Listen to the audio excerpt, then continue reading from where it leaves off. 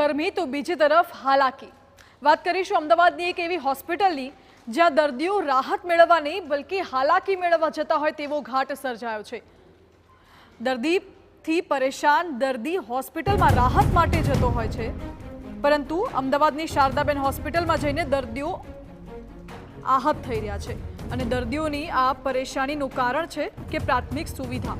હાલ શહેર કાળઝાળ ગરમીમાં શેકાઈ રહ્યું છે, ત્યારે શારદાબેન હોસ્પિટલમાં પીવાના પાણી જેવી પ્રાથમિક સુવિધાઓનો પણ અભાવ છે। જૂની બિલ્ડિંગમાં સ્થિતિ એટલી કફોડી છે કે દર્દીઓને પીવાનું પાણી ઘરેથી અથવા તો પછી રૂપિયા ખર્ચીને લાવવું પડે છે। જો દર્દીને ઠંડુ પાણી જોઈતું હોય તો પરિવારજનોએ ખર્ચવા પડે છે રૂપિયા। જૂની બિલ્ડિંગમાં માત્ર એક જ વોટર કુલર છે અને તે પણ બેઝમેન્ટમાં। એટલે વિચારો કે જો પાણી જોઈતું હોય તો વ્યક્તિને ચોથા માળેથી બેઝમેન્ટ સુધી ધરમનો ધક્કો ખાવો પડે।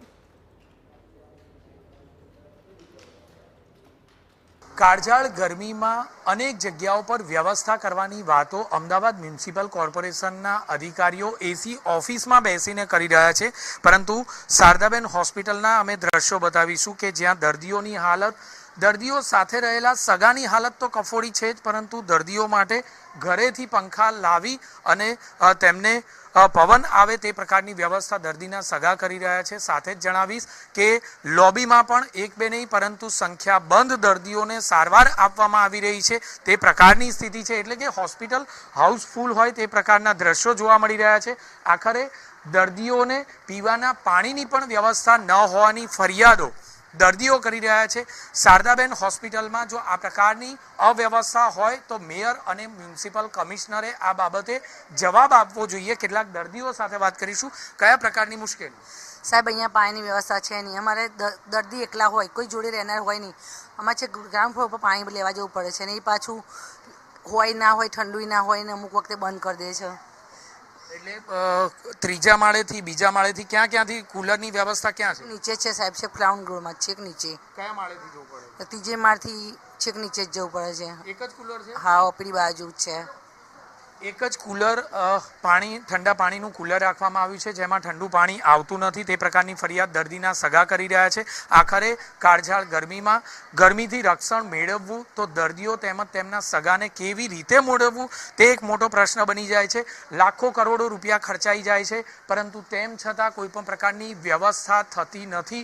તે આ મ્યુનિસિપલ કોર્પોરેશનની હોસ્પિટલના સીધા દ્રશ્યો છે। આખરે હવે આ અહેવાલ બાદ મ્યુનિસિપલ કમિશનર અને મેયર કોઈ વ્યવસ્થા કરે તે પ્રકારની લાગણી દર્દી તેમજ તેમના સગા કરી રહ્યા છે। કેમેરામેન વિવેક ઠાકોર સાથે જિગ્નેશ પટેલ, TV9 અમદાવાદ। તો જોયું આપે, માત્ર પીવાના પાણીનો જ પ્રશ્ન છે તેવું નથી, અહીં તો વ્યવસ્થાનો પણ એવો અભાવ સર્જાયો છે કે દર્દીઓને ખુલ્લી લોબીમાં સુવડાવવાનો વારો આવ્યો છે। TV9ની ટીમ જ્યારે શારદાબેન હોસ્પિટલમાં પહોંચી તો જે દ્રશ્યો TV9ના કેમેરામાં કેદ થયા તે આરોગ્ય વિભાગની ઘોર બેદરકારીની ચાડી ખાતા હતા।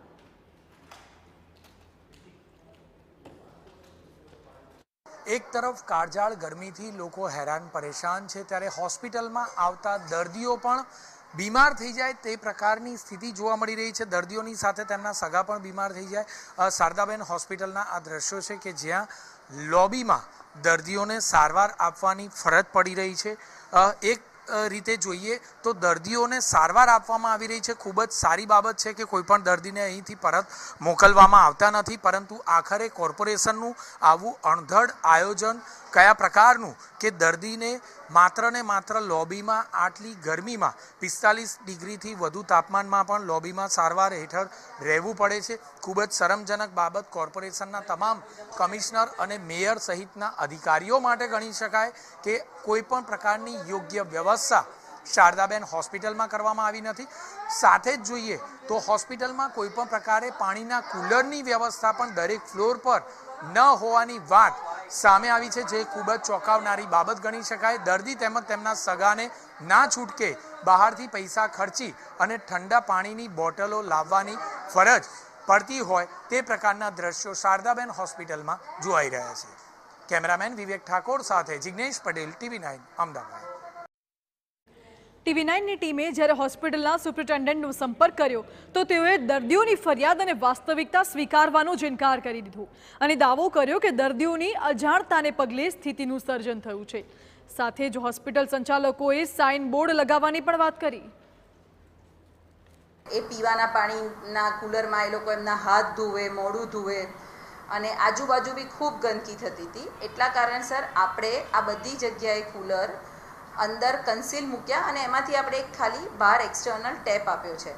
હવે અત્યારે ઘણા પેશન્ટ જે નવા દાખલ થાય, એન્ટર થાય કે બિલ્ડિંગમાં નવા એન્ટર થાય, હોસ્પિટલની અંદર આવે, પહેલો બીજો દિવસ હોય તો એમને એવો ખ્યાલ નથી હોતો કે આ કુલર અંદર કન્સીલ છે. એ લોકો જે દેખીતું કુલર છે એ તરફ એમનો ધસારો થતો હોય છે. આના ઉપાય રૂપે આપણે બધે સૂચના પ્રોપર લગાવી દઈશું અને બધા વોર્ડમાં આપણે સિસ્ટર્સ અને આપણા સ્ટાફને જાણ કરી દઈશું કે નવા દાખલ થયેલા દર્દીને એવું કહી દે કે ભાઈ પીવાનું પાણી આ જગ્યાએથી મળશે. આગળ વાત કરીશું અન્ય સમાચાર.